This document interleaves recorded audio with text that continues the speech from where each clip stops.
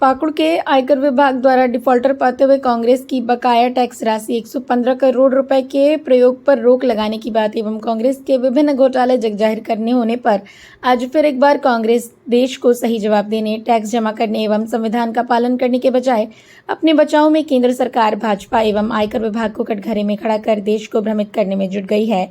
उक्त बातें प्रेस वार्ता में भारतीय जनता पार्टी अल्पसंख्यक मोर्चा के राष्ट्रीय मंत्री सुश्री मुशफ़िका हसन ने मीडिया को संबोधित करते हुए कहा। उन्होंने कहा कि कांग्रेस घोटालेबाज पार्टी है जो अपने घोटाला पकड़े जाने पर केंद्र सरकार, भाजपा व आयकर विभाग को कटघरे में खड़ा करके झूठी बातें व भ्रम फैलाने का काम कर रही है। सुनिए उन्होंने और क्या कहा। देखिए, अभी जो कांग्रेस पार्टी जो आयकर विभाग पर उंगली उठा रहे हैं और उनके फंक्शनिंग पर क्वेश्चन कर रहे हैं, उसको लेकर है कि अभी कांग्रेस पार्टी का कहना है कि कांग्रेस पार्टी का जो अकाउंट है वो फ्रीज कर दिया गया है इनकम टैक्स डिपार्टमेंट द्वारा, जो कि बिल्कुल गलत है। उनके अकाउंट को फ्रीज नहीं किया गया है, बल्कि जो 115 करोड़ जो बकाया उनका टैक्स का जो राशि है, सही समय पर उन्होंने पार्टी ने टैक्स नहीं भरा है। 2017-18 का ये टैक्स भरने का जो पार्टी का जो कमाई है उसमें टैक्स देने का था, लेकिन उस अवधि में उन्होंने टैक्स नहीं भरा, जिसके कारण वो टैक्स डिफॉल्टर घोषित कर दिए गए हैं। और इस राशि के प्रयोग पर जो है इनकम टैक्स डिपार्टमेंट ने रोक लगाया, ना कि उनके अकाउंट को फ्रीज किया गया है।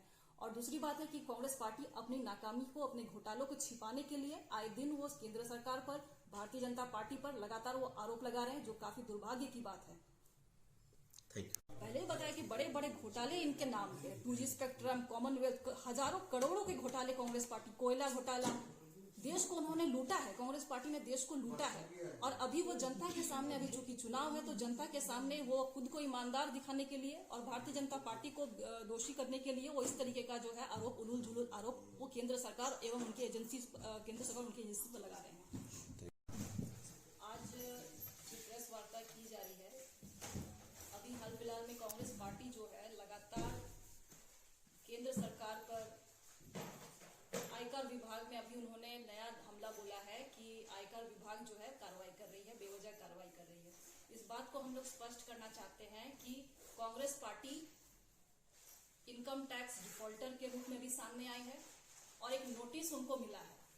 2017-18 में कांग्रेस पार्टी की जो कमाई पर देने वाला जो इनकम टैक्स है, वो इनकम टैक्स उनको 31 दिसंबर 2018 तक दे देना था, लेकिन उन्होंने नहीं दिया, वो डिफॉल्ट हुए और 2019 में उन्होंने इस टैक्स को उन्होंने देने के लिए वो गए। तो कानून का ये तो एक प्रावधान है, income tax act section 13A का उन्होंने उल्लंघन किया। इनकम टैक्स एक्ट 13A का उन्होंने उल्लंघन किया, जिसके तहत कार्रवाई की गई है आयकर विभाग की तरफ से। और 115 करोड़ रुपए का जो बकाया कर राशि है, उसके प्रयोग पर इनकम टैक्स ने उनको फ्रीज किया है, ना उनके प्रयोग पर रोक लगाया है, ना कि उनके खाता पर फ्रीज किया है। तो अभी जो उलूल झुलूल आरोप कांग्रेस पार्टी लगा रही है कि उनके खाता को फ्रीज कर दिया गया है आयकर विभाग की तरफ से, ये बिल्कुल गलत है। और इस बात को हम लोग स्पष्ट करना चाहते हैं कि आयकर विभाग ने उनके खाता को फ्रीज नहीं किया है, बल्कि जो बकाया टैक्स राशि है 115 करोड़ रुपए की, सही समय पर उन्होंने टैक्स का डिपॉजिट नहीं किया है, जिसके कारण इस राशि का प्रयोग पर जो है रोक लगाया गया है।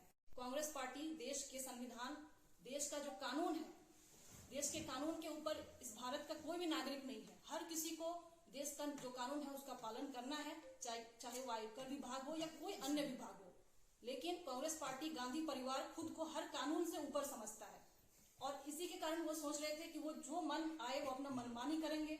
लगातार वो संवैधानिक जो संस्था है, जैसे कि वो ईडी है या और भी कोई भी संस्था है, उसका वो लगातार मनमानी रूप से वो उन पर आरोप, उलूल झुलूल लगाते हैं। उनको केंद्र सरकार का एजेंसी बताते हैं, भारतीय जनता पार्टी का एजेंसी बताते हैं, लेकिन कहीं भी उन्होंने खुद का स्पष्टीकरण नहीं किया।